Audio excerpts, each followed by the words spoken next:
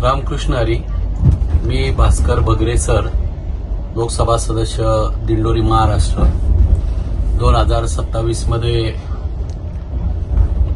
सिंहस्थ कुंभमेळावा नाशिक नगरीमध्ये, नाशिक जिल्ह्यामध्ये संपन्न होत आहे आणि हा सिंहस्थ मेळावा यशस्वीपणे व्हावा म्हणून लोकप्रतिनिधी म्हणून माझ्या ज्या जबाबदाऱ्या आहे त्या जबाबदाऱ्या केंद्र शासन असेल, राज्य शासन असेल यांच्यापर्यंत पोहोचून एक चांगल्या पद्धतीचं प्रयागराज नंतरचं प्रयागराजमध्ये ज्या ज्या गोष्टी अडचणीच्या ठरल्या आणि त्या गोष्टी आपल्या बाबतीत होऊ नये आणि एक चांगल्या पद्धतीचं नियोजन होऊन भारतभर असेल, जगाच्या पातळीवरती असेल, आपल्या देशात किंवा आपल्या या कुंभमेळ्याचं कौतुक व्हावं या अपेक्षेने मी विशेषतः गोदावरी नदीच्या तीरावरती किंवा रामकुंड असेल, त्र्यंबकेश्वर असेल या ठिकाणी हा सिंहस्थ कुंभमेळावा होतोय आणि म्हणून गोदावरी नदीची स्वच्छता करणं अत्यंत गरजेचं आहे.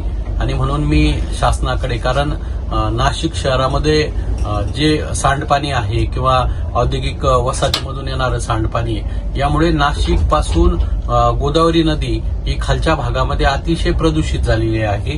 जलपर्णीचा फार मोठा वेढा हा संपूर्ण जलाशयामध्ये आढळून येतो आणि त्यामुळे जल सजीव सृष्टी ही नष्ट होण्याच्या मार्गावरती मी अनेक वेळा त्याची पाहणी केली आणि मी संसदेमध्ये देखील हा प्रश्न मांडला. पर्यावरण मंत्री असतील, जलशक्ती मंत्री असतील यांच्याकडे सातत्याने पाठपुरावा माझा चालू आहे.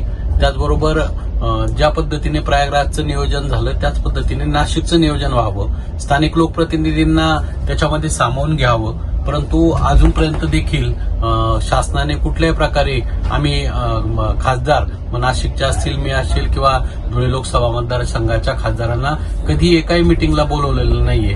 हे एक अत्यंत वाईट आहे, कारण शेवटी आपल्या प्रत्येकाची जबाबदारी की हा सिंहस्थ कुंभमेळावा अतिशय चांगल्या पद्धतीने व्हावा, परंतु ते नियोजन शासन करत नाही. परंतु शासनाला सातत्याने जाणीव करून देण्याचं काम माझं या निमित्ताने चालू आहे. त्याचबरोबर जे एका बाजूला गोदावरी नदीची स्वच्छता ज्या पद्धतीने महत्वाची आहे त्याच पद्धतीने अनेक विकासाची कामं, कारण लाखो भाविक या सिंहस्थ महाकुंभमेळ्याच्या पर्वणीमध्ये नाशिकला येणार आहेत आणि त्यांना लागणाऱ्या ज्या भौतिक सुविधा आहेत, मग रस्त्याच्या सुविधा असतील, विमानतळाच्या सुविधा असतील, राहण्याच्या सुविधा असतील, या सगळ्याच प्रकारच्या सुविधा नागरिकांना चांगल्या पद्धतीने भाविकांना मिळाव्यात यासाठी मी सातत्याने केंद्रामध्ये असेल किंवा राज्यामध्ये रस्त्यांच्या बाबतीमध्ये, कारण माझा जो दिंडोरी लोकसभा मतदारसंघ आहे हा नाशिकला अत्यंत जवळचा आहे आणि म्हणून त्याचप्रमाणे ओझर या ठिकाणी नाशिक एअरपोर्ट आहे आणि नाशिक एअरपोर्टची क्षमता वाढवावी, विमानांच्या फेऱ्या महत्वाच्या शहरांशी वाढल्या जाव्यात यासाठी मी विमान उड्डाण मंत्री असतील नायडू, त्याचप्रमाणे राज्यमंत्री मुरलीधर मोहोळ यांना सातत्याने प्रयत्न देऊन विमानाची कनेक्टिव्हिटी आणि त्याचबरोबर हे जे विमानतळ आहे त्याचं विस्तारीकरण व्हावं यासाठी सातत्याने पाठपुरावा केला आणि त्याचंच फलित आपल्याला दिसतंय की कामकाजाला सुरुवात झाली, परंतु त्याला देखील गती येणं जास्त गरजेचं आहे. त्याचबरोबर या एअरपोर्टला जोडणारे सगळे रस्ते चांगल्या क्वालिटीचे व्हावेत म्हणून 10वा मैल असेल तिथून एअरपोर्ट पासून जानोरी मार्गे शिवनेरी मार्गे नाशिकला जोडणारा रस्ता, त्याचप्रमाणे एअरपोर्ट पासून अकराळे फाट्याला जोडणारा रस्ता, एअरपोर्ट पासून मोवाडी मार्गे दिंडोरीला जाणारा रस्ता, हे जे सगळे रस्ते, ह्या रस्त्यांची कनेक्टिव्हिटी मजबूत करण्याच्या दृष्टीने देखील आणि शासनाने त्याला मंजुरी देखील दिलेली आहे.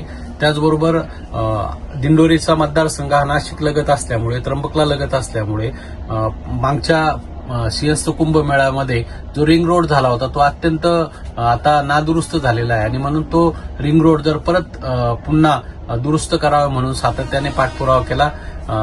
आपले वित्तमंत्री राज्याचे उपमुख्यमंत्री माननीय नामदार अजितदादा पवार यांना भेटून मी जवळजवळ 7-8 कामं या मतदारसंघाची सुचवली होती. त्याच्यातली जवळजवळ 5 कामं ही मंजूर करून एक दिंडोरी तालुक्याचा किंवा दिंडोरी लोकसभा मतदारसंघाची कनेक्टिव्हिटी या सिंहस्थाच्या निमित्ताने कशी चांगल्या पद्धतीने वाढेल या दृष्टीने प्रयत्न चाललाय. त्याचबरोबर सगळ्यात महत्वाचा मुद्दा म्हणजे नाशिकहून दिंडोरी, वणी, कळवण हा जो रस्ता आहे याचं चौपदरीकरण होणं ही खूप काळाची गरज आहे. कारण सिंहस्थ कुंभमेळ्यामध्ये लाखो भाविक येणार, जे त्र्यंबकेश्वरला येणार, त्याचबरोबर नाशिकला येणार आणि ते नक्कीच सप्तशृंगी गडावरती आई जगदंबेचं दर्शन घेण्यासाठी जाणार.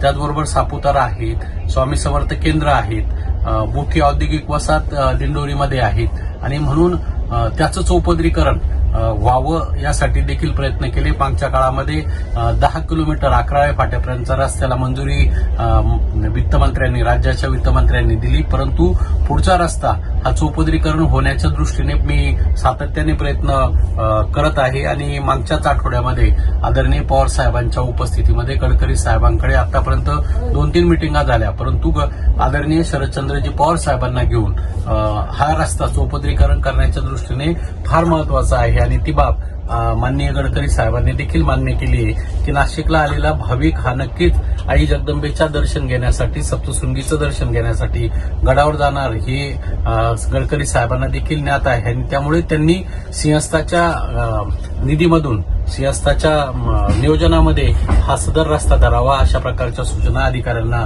दिलेल्या आहेत.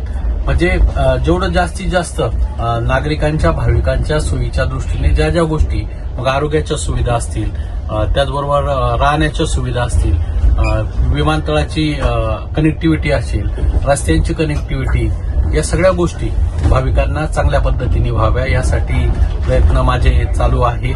त्याला काही प्रमाणात यश आलेलं आहे. परंतु शासनाने ह्या सगळ्या गोष्टी करताना, कारण कालावधी अत्यंत कमी राहिलेला आहे, 1-1.5 वर्षाच्या कालावधीमध्ये विकासाची अनेक कामं पूर्ण करणं, कारण रस्त्याचं काम काही 2-4 महिन्यामध्ये होणारी गोष्ट नाही, त्यासाठी 1-2 वर्ष निघून जातात आणि म्हणून अतिशय पिरियड कमी राहिलेला आहे, वेळ कमी राहिलेली आहे. तर शासनाने याच्यामध्ये ताबडतोब दखल घालून जो विकास करायचा तो शाश्वत विकास झाला पाहिजे ही भूमिका माझी आहे. कारण कुंभमेळ्याला दरवेळेस तीच कामं पुन्हा पुन्हा केली जातात. अशा पद्धतीने कामं केली पाहिजे की पुढच्या 100 वर्षापर्यंत ती कामं टिकली पाहिजे. अशा प्रकारचं नियोजन ठेवून सिंहस्थाच्या या कुंभमेळ्याची तयारी शासनाने केली पाहिजे. त्यात लोकप्रतिनिधी म्हणून आमची जी जबाबदारी आहे ती नक्कीच आम्ही चांगल्या पद्धतीने पार पाडण्याचा प्रयत्न करतोय.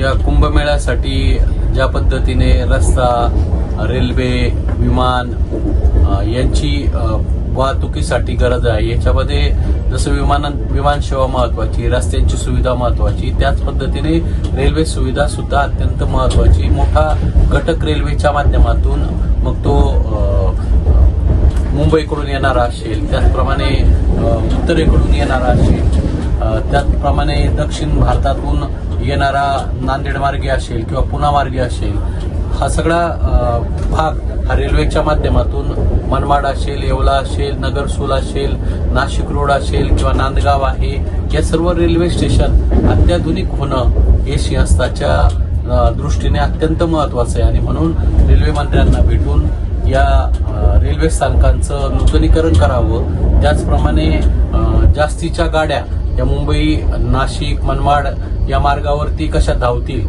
कारण येणारा फ्लो त्या काळामध्ये फार मोठा, कारण रेल्वे ही सर्वसामान्य जनतेची आहे. वेगवेगळ्या नवनवीन गाड्या शासनाने सुरू केल्या, परंतु सर्वसामान्यांना परवडतील अशा प्रकारच्या गाड्या देखील या काळामध्ये सुरू कराव्यात आणि त्याचबरोबर करोना काळापासून काही गाड्या बंद केल्या होत्या त्या चालू कराव्यात. त्याचप्रमाणे अनेक गाड्यांचे स्टॉपेजेस जुन्या काळामध्ये चालू होते, ते स्टॉपेजेस परत चालू करावे. शेवटी ग्रामीण भागातला नागरिक हा रेल्वेच्या माध्यमातून नाशिकमध्ये येऊ शकतो आणि म्हणून या गोष्टीकडे विशेषतः ध्यान देऊन हे जे रेल्वे म्हणजे नाशिक रोड आधुनिकीकरण चालूच आहे, परंतु त्याचबरोबर ओढा आहे, खेरवाडी आहे, कसबे सुकेना आहे, निफाड आहे, पुढे उगाव आहे, उगाव नंतर लासलगाव आहे, त्याच पुढे गेल्यानंतर मनमाड जंक्शन आहे, नांदगाव जंक्शन आहे, पिंपरखेड आहे. ही सगळी रेल्वे स्थानकं नव्याने चांगल्या पद्धतीच्या सुविधा त्या ठिकाणी भाविकांना मिळण्याच्या दृष्टीने अद्ययावत करावी आणि मेमो सारख्या गाड्या चालू करून आणि बंद केलेले स्टॉपेजेस पूर्ण करावे अशा प्रकारची मागणी मी सातत्याने रेल्वे मंत्र्यांकडे केलेली आहे.